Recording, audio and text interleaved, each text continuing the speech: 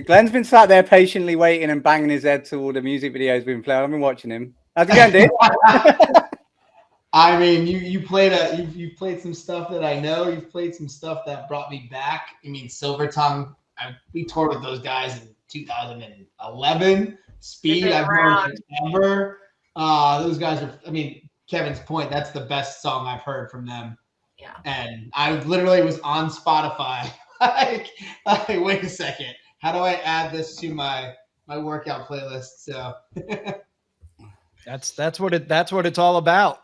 So so when we were on like an hour ago, where's everybody else at? So They're recording, aren't they? Tracking vocals for a new song on the record as we speak. And so I just got a text from Sean. He's like, John's in the booth.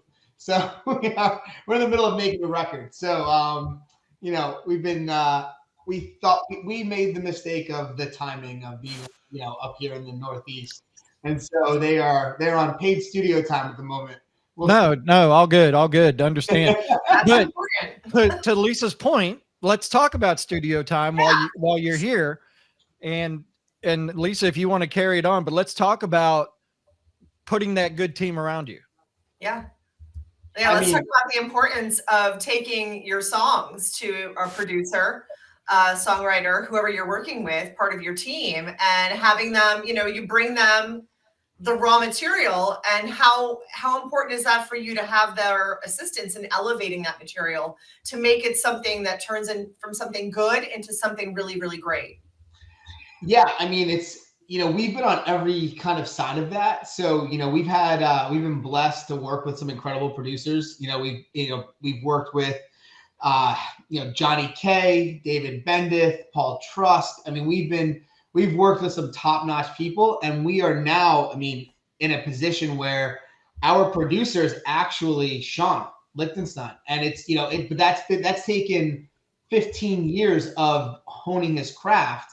He has produced, not just us, but, bands that you probably know, but other bands that but, Shallow Side, other artists that and I could see Lisa knows, might know Eric and those guys, but he has honed his craft as a producer and as a songwriter to where, we're able to now pre-pro both, in-house and record with him.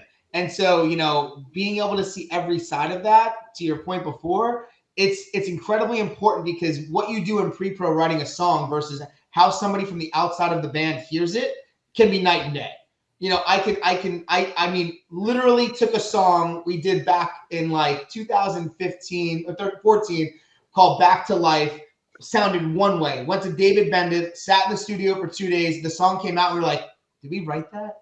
Wait, Right. It was nothing. The melody was there, but everything else that came out of that was based on somebody that had no vested interest in what we were doing before we got to the studio. So they came with a clear mind. They came with new ideas, fresh ideas, and it created a great song. And so I think now being collaborative in that sense is incredibly important if you want to be able to take your craft and take it to the next level. It's transformative. Yeah. They hear things that you simply don't hear because you're too invested and too emotionally attached. Yeah. Would you say that expense-wise, I'm not asking you to share how much you're paying, but would you say that expense-wise that it's a wise investment for your band? I think so. I think that, if you can get to the point where you see it as an investment in your career, and whether you are independent, whether you are indie or signed to a major, whatever your position is currently, if you can see the value of a third party coming in and creating or taking what you've created and making it better, taking the ego out of it, and understanding that how the consumer and the public hear it will in turn be better. You can't put your money in other places that have equal value, because can I curse? I'm sorry. Yeah. A song is a shitty song unless, doesn't matter if 1 million people hear it or 10 people hear it. A great song, if done right, can create enough viral movement or enough listeners and shareable moments to where that song becomes a real thing. And so, I think, now I'm listening to songs from bands that I've loved for years that are, as they go producer to producer, think about how different a sound is. I mean, Right. an artist you listen to where you heard a record and then you heard it with another producer, same band, same 5 members, same vocalist, but it's not the same. And it's wild what a producer can do. And I think it's important too. A lot of times bands work with the same producer over a very long period of time. And that's where I think the relationship sort of grows stale. I feel like it's important for you to go ahead and you work with somebody on however long that it lasts, but you need to recognize when it's time to move on to someone different because you need a new set of ears. Yeah, I mean, and your sound evolves. Like, I mean, I can attest to, and just in Lansdowne's example, like we've kind of, we've been around since, geez, gotta age myself, 2007. And we started as a kind of a pop rock band, and we moved into this pop punk phase, and then like in our 27, 28, we're like, we want to be a rock band. Like, and so then we came into this rock phase, and we put out our first record with Paul Trust. And that was like our first sign of this was authentic. This was us. And then we're getting older and the lyrics start to change and like your experience and what you've lived and seen, that's changed. So like, working with a producer that's seen some stuff or work with some bands that have been on the road or toured the world, or whatever it is, they can bring out that like, whether that be grit or that authenticity to who you are as an artist a little bit more because it's new to them. So I think I love the idea of working with a producer you've worked with before. But even if it's a one-off, and you see it more now, especially with radio tracks, where you've got a producer that does 90% of the record, then you have that radio single that was done by so-and-so. And it's like, there's just a little bit of a different feel to that song than the rest of the record. Or maybe it's a mix, right? That's a big thing now, too. You've got a great producer, then we take that to a third party, they mix it, and that brings it home. So I think it just really depends on what the artist feels comfortable. But if you have the budget, and to your point before, there's a budget for everything, for every artist, there really is. And I think with technology, you can do things that you couldn't do previously. Like you can have a guy mix your record that's in LA and you can be in New York and you don't have to be there. You know what I mean? So it's it's a different game today. How much of that is for your band specifically? Because I know plenty of producers who do it both ways. You can do it in-house and you can also just do it literally via the internet. So how does Lansdowne prefer to do that production piece or that recording and production piece? Do you use the same person for the recording and production? For the last, for the last 2 records, everything has been done in-house with Sean. Sean is one of the main writers, also obviously the lead guitarist, is the producer, the mixer, the everything is done on the technical side by him.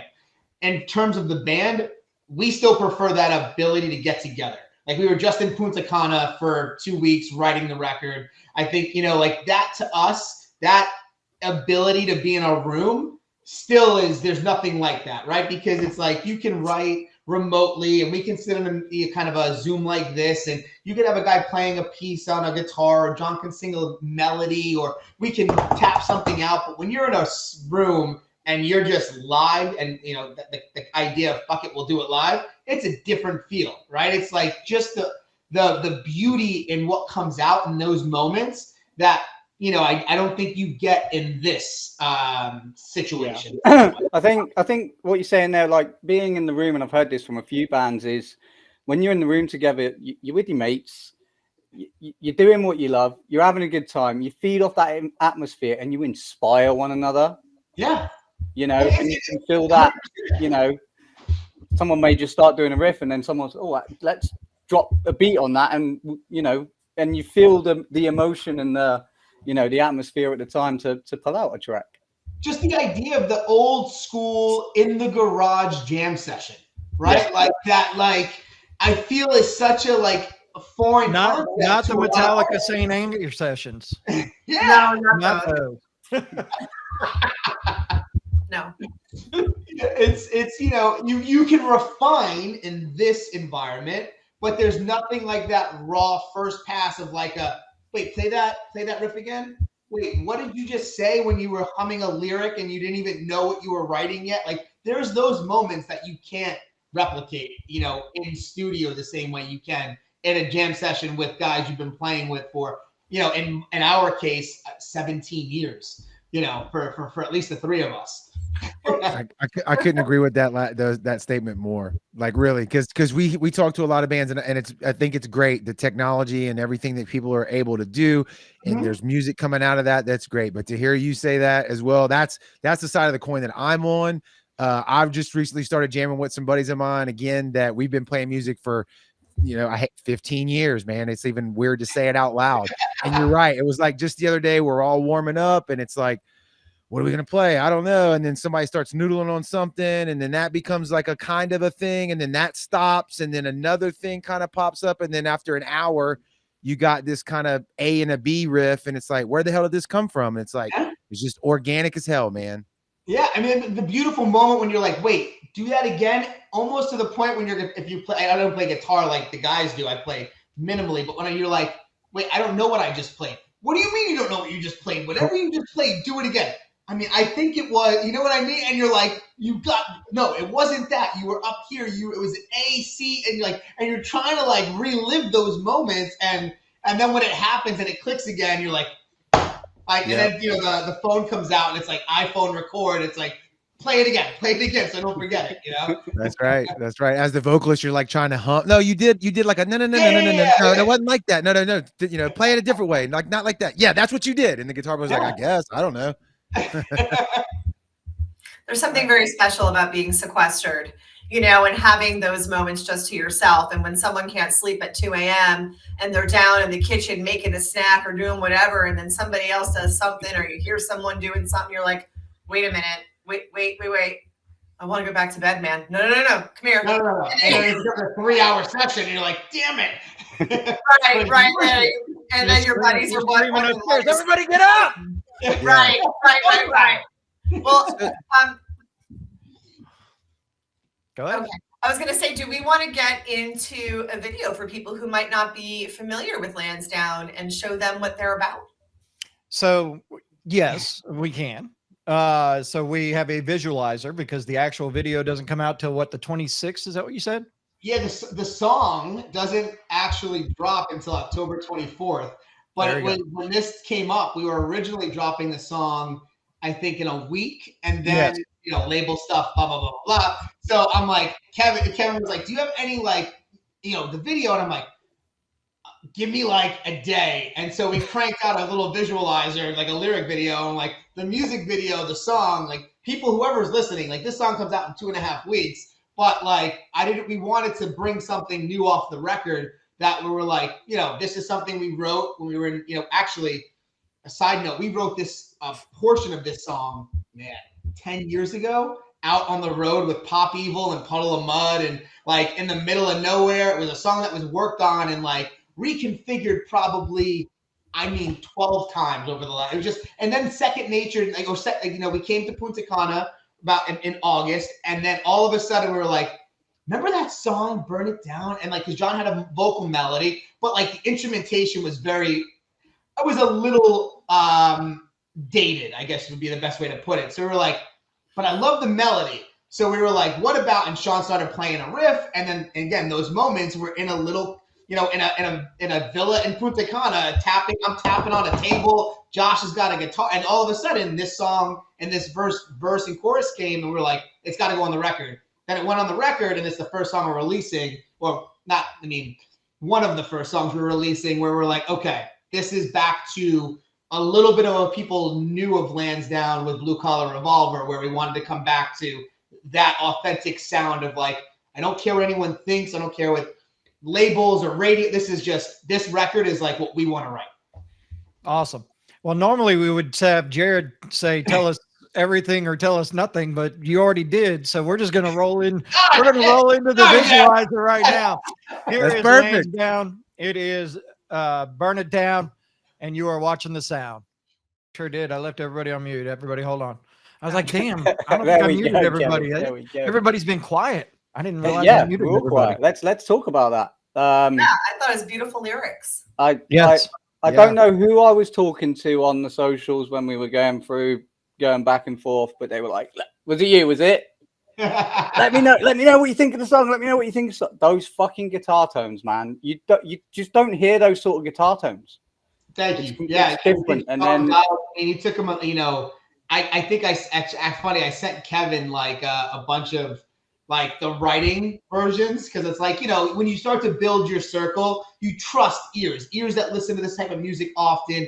And like when you're trying to figure out what's going on the record, everyone has a difference of opinion. Like, I mean, the amount of songs we wrote for this record that like John's like, it's that one, or I'm like, no, or the label, or this guy. And it's like, you just have to take all of those opinions into account and make the best decision possible. So like, you know, I sent Kevin like, you know, a bunch of these tracks, and like if you go back and listen to the first version of like verse chorus is what we did for all of the tracks, sending them back and forth to the label. When Sean dialed this tone in, which came in Punta Cana, we didn't change the tone when he got to the studio when we did it for real. He hit something and it was like, oh, like it was just dirty enough, a little distort. It's got that high end. It was just like kind of a different vibe. So we kept it. And it just works perfectly with those vocals as well. It just hits. Yeah, thank you. So my question is, I've got this picture I'm about to flash up, and I want yeah. You're probably going to ask the same question I'm going to ask. Poor Matt's got to make a trip to London again. Wait, what? Wait, y'all are heading to Europe. We are going back to Europe.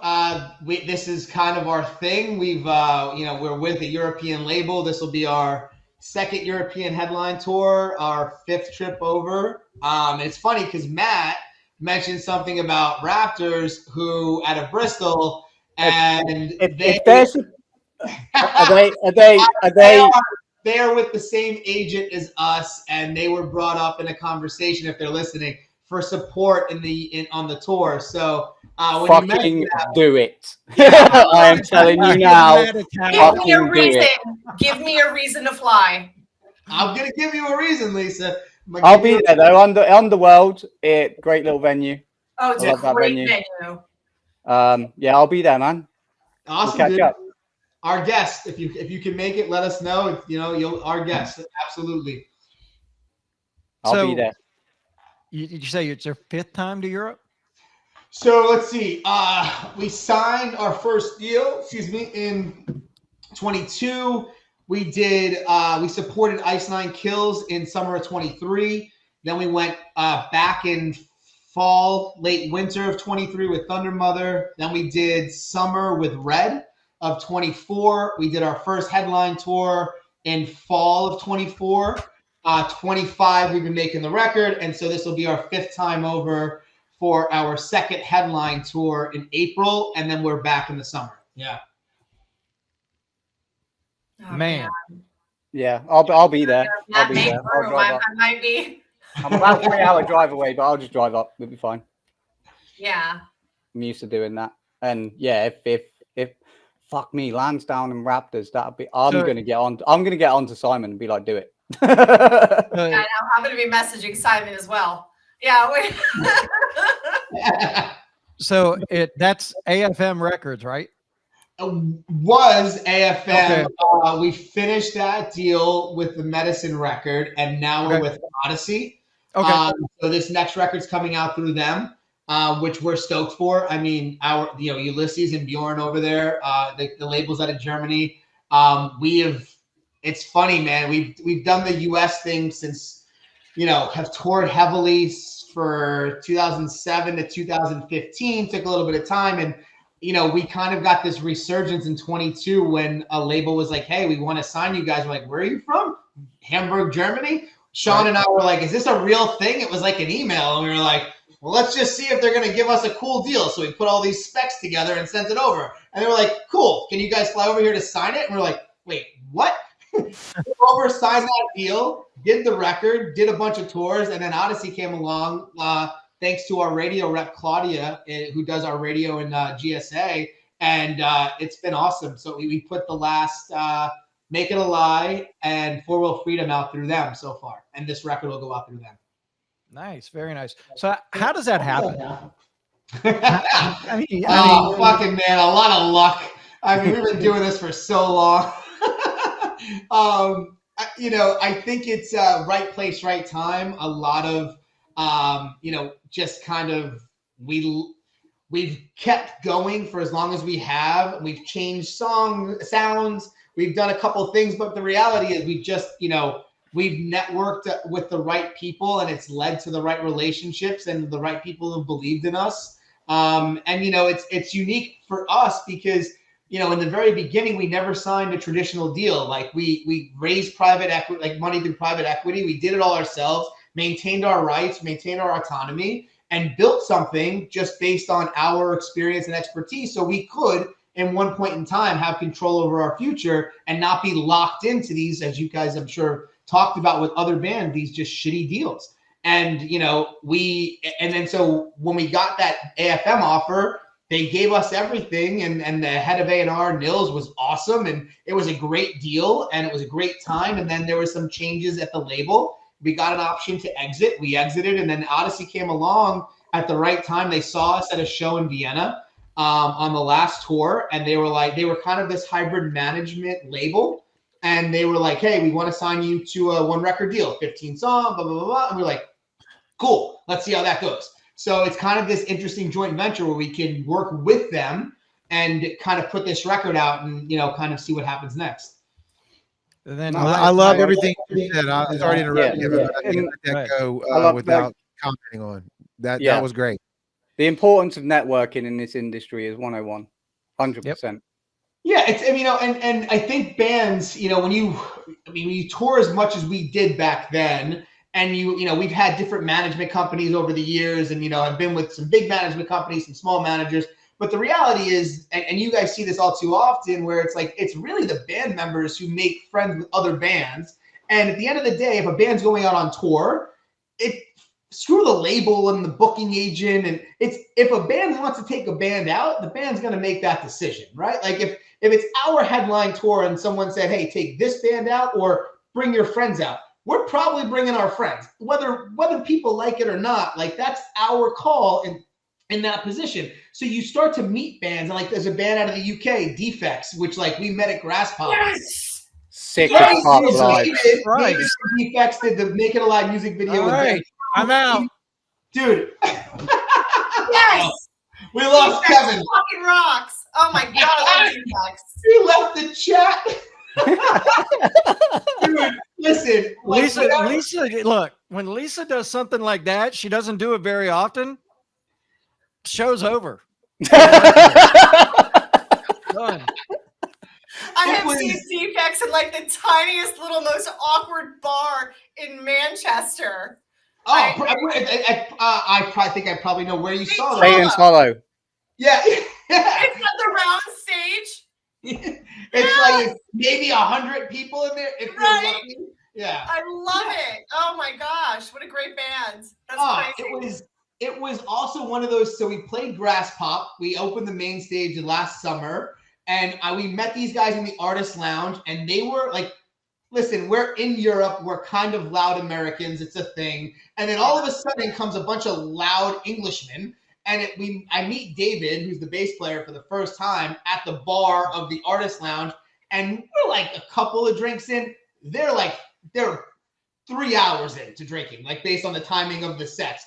And it was like just one of those like instant like moments where you're like, we're going to be friends. You know what I mean? Like, and so the rest of the night, just drinking, watching Bring Me the Horizon, watching all these bands backstage, side stage. And it was just this connection. And then all of a sudden it's like, oh, we just signed a mascot. Oh, we're over here. And then, David, fast forward 7 months, made Make It Alive.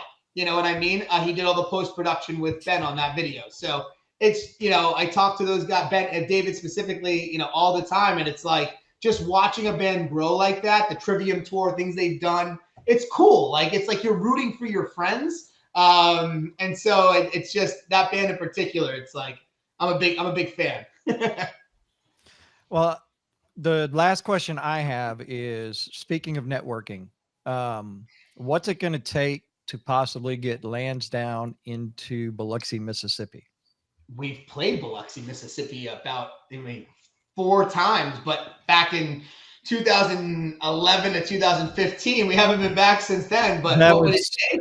It would take a night, it's just a conversation with. Where did you play? Oh man, we were there with Jesus. I gotta look. We played with Saving Abel. We were there with let's see, Saving Abel. We did Pop. I would be willing to say Juke Joint or Thunder's Tavern. The second one sound. I mean, here's what I remember. I remember a mother-daughter who looked like they were the same age, and that's a whole other story. Thunder's Tavern. That's exactly what that one is. That was And I know the mother-daughter very well. Oh shit! Fuck, who knows? I might have seen y'all and not even known it. I might have been drunk off my ass. Who knows? Yeah. I'm impressed that he kind of even knew a little bit at all. Because if he asked me certain things, I'm like, I don't know. We played a few places. I don't know. Like trying to side swipe back to tour history from Yeah. We should get you down there, man. We should get you down there for sure. We drop our new record comes March 20th. Before that's the date of the record. We are back in Europe in April. We are literally in the midst of booking a bunch of US tour dates that lead up to the record in March. So I think there's a lot of flexibility right now, because at the end of the day, when it comes to the US market, Sean and I and John pretty much have say over what we're doing. We have an agent for Asia, South America, and Europe who's awesome. But the US, we've kept our autonomy right now to figure out what we want to do next. But there'll be a lot more US shows coming in. I know there's a date March 14th down in Mississippi that I heard of March. We may be able to slide you on earlier. I mean, talk about a 10-year reunion with those guys. I mean, listen.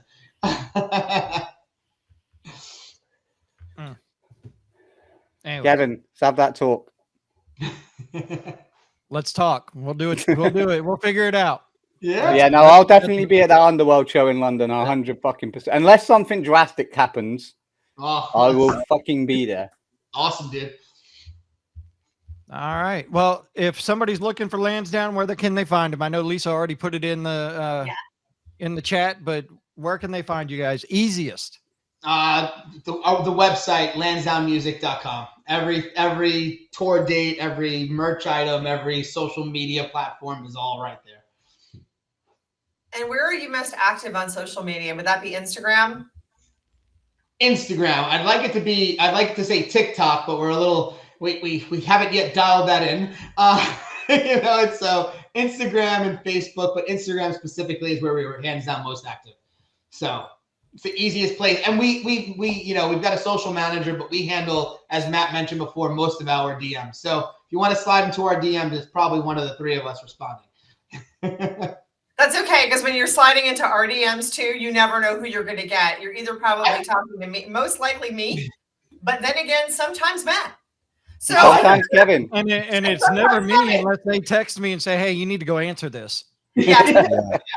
I remember trying to get, when I saw a couple of the episodes, and it was like, then I started seeing your countdown and I'm like, these guys are you playing music that bands that I got into before anyone, and I'm like, they're onto something with what they're doing. And I'm like, hey, do you guys want to talk maybe? Yeah. So it was awesome when you guys came back and you were like, yeah, let's, we got this date. So thanks for having us. I appreciate it. Of course. The question I do want to ask, we haven't got the graphic in there. Now, obviously the single was supposed to release a little bit earlier than what it is. Now we're supposed to be spinning it all day on the sound tomorrow. Can we still listen, that's the point. This is the beauty in rock and roll. It's it's uploaded and ingested to all the DSPs. It's not going to drop until the 24th, but should you want to hear it, this currently is the only place to hear it. There you go. You heard it, everyone. If you want to hear it, it's spinning all day tomorrow. Kevin, have you loaded it in, or do I need to go and load it in now? And you're going to need to load it in. Social media manager. Hello. You've got the graphic. It's fine. No, sir. I got nothing. No, you sent the graphic for Silver Tongue. Right. Well, fuck it. Looks like I'm working after this podcast, doesn't it? There you go. Yeah, Well, so tomorrow, tune in to the Sound 228 spin start at midnight. there you go. They will. You heard it. We all heard it here Yeah. first just now. You got three I'm- hours. I'm literally going and doing it now. Right. Nice. Anyway, thank you, Glenn, for coming on Yes. representing your band, Lansdowne. I really hope I can make that London show in April. Matt, mark your calendar. Oh, I'm going to be there, whether you're there or not. You know, Well- that's another matter. There you go. Love the energy, man. I love the experience and the energy and the music, dude. So thank Yeah. you for Great chatting with us Thank you, tonight. man. Appreciate you. Thank you so much. Yes. Great conversation. Thank you, sir. Thank you. Thank Glenn. you. We appreciate